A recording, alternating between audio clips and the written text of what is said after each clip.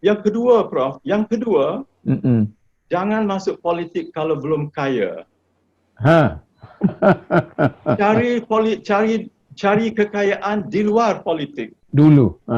Dulu. Tapi selama ini Islam tak kira kanan, kiri, tengah, depan, masa dalam politiklah dia menjadi kaya. Dia mengumpul kekayaan dalam politik. Tapi berapa orang yang umpamanya macam Tengku Razali, dia kaya dah. Dia sudah kaya dan kekayaannya daripada kekayaan dia sendiri, dia tak bergantung pada orang lain. Dia boleh, orang macam tu boleh masuk politik.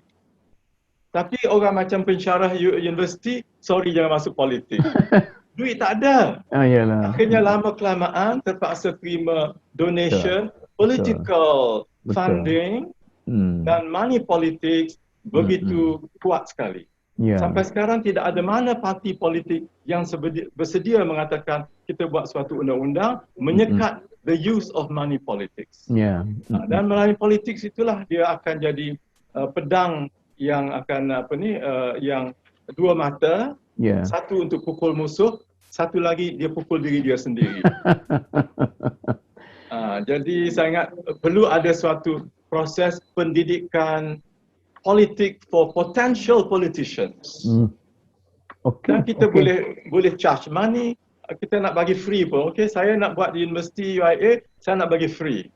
Pada pemuda-pemuda yang beria-ia nak masuk politik.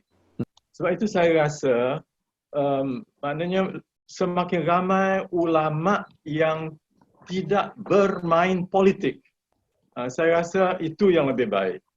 Ya, kita perlu ulama yang daripada dulu lagi, mula-mula tu waktu almarhum Ustaz Nikmahyuddin Musa pegang Persatuan Ulama, dia tak main politik. Walaupun ialah masa itu terpaksa cenderung sikit kepada UMNO, tetapi dia bukanlah kata pemain UMNO, bukan player, bukan political player. Dan Persatuan Ulama itu bukan menjadi alat parti politik. Dia duduk di atas, dia ulama duduk di atas dan ahli politik duduk di bawah ilmu. Bukan duduk di bawah ulama, duduk di bawah ilmu. Ilmu yang muktabar, ilmu yang dihormati, ilmu yang ada kaitan dengan akidah kita kepada Allah Subhanahu Wa Taala, bukan ilmu yang bebas lepas daripada kontrol iman dan akidah. Jadi saya itu dari pihak ulamanya. Cendekiawannya kena macam tu juga.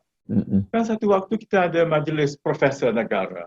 Tapi orang tolak kemudian kerana kononnya dirasakan bahawa majlis itu menjadi alat parti politik. Jadi kita perlu, artinya sebab itu saya suka kita perkuatkan jalur ketiga ini. Ini kumpulan yang tidak berparti politik. Kecenderungan parti boleh ada tetapi tidak menjadi penyokong ataupun menjadi pemain. Lebih baik kalau tidak ada kaitan dengan parti politik.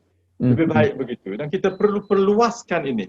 Perluaskan skop bagi orang masuk ke sini supaya dia dapat memberikan pandangan berdasar pada ilmu, bukan berdasar kepentingan. Ni Prof, saya celah sikit kan. Tan Sri Zaman bersama kami awal-awal lagi. Setahun kita bimbing orang ni dalam kita punya WhatsApp group tu kan. Allah, politik saja yang dia minat. Bawa lah benda lain tak minat. Dia kira nak bincang politik saja. Tapi sekarang ni baru tahan sikit lah saya nak tengok dia. Alhamdulillah. Itulah Tan Sri Zaman ni ingatlah. Saya kan terus saya nak celah. Betul. Itulah. Jadi benda ni akan makan waktu sebab budaya politik tu nak kena ubah. Ada transformasi budaya.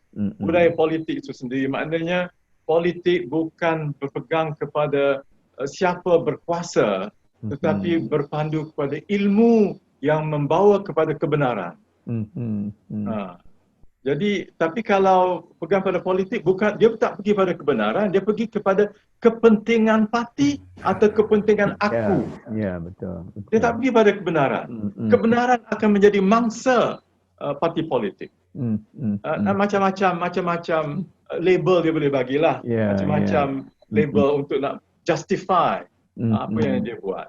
Jadi sebab itu kita perluaskan ruang yang majlis dakwah negara buat, perluaskan, dan kita mesti beritahu orang-orang yang ada kuat ikatan politik supaya dia kalau dia nak berbicara politik tempat lain lah.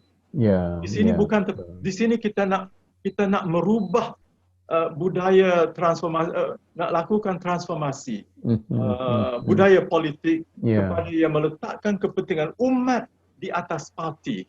Tak kira parti apa. Kanan, kiri, tengah, atas, bawah. Kepentingan ummah Islamiyah ini bukan Melayu sahaja. Ummah Islamiyah termasuk Cina Islam, India Islam, Bengali Islam, Dayak Islam, Iban Islam di bawah satu umat. Kalau kita bersatu, Masya Allah, banyak yang kita boleh buat. Dan banyak yang musuh-musuh tidak akan buat. Musuh-musuh buat, musuh-musuh Allah, aduwullah buat kerana dia tengok kita berpecah. Ya, betul. Dan dia nak supaya kita terus berpecah. Mula start dengan 2, kemudian jadi 3, kemudian jadi 4, sekarang 5, dan nak jadi 6 pula dah. Jadi kita rasa seronok, kita ada suatu parti baru. Tengok ini baguslah. Cerai kita bersatu, kita teguh, bercerai kita roboh. Jadi orang nak kita bercerai. Kita nak bersatu, tapi bersatu bukan atas dasar bangsa, bukan atas dasar ras. Macam mana? Kalau kita letak Islam di atas, tak ada masalah. Bila letak Islam, bukan kita tengok fulan wa fulan punya cakap, bukan Tok Guru tu kata, Tok Guru ni kata. No. Apa Allah kata, apa Rasul kata. Tang situ. Bila Allah Rasul kata, kita sami'na wa ata'na. Bukan Tok Guru ni kata, Tok Guru ni kata, Tok Guru macam-macam.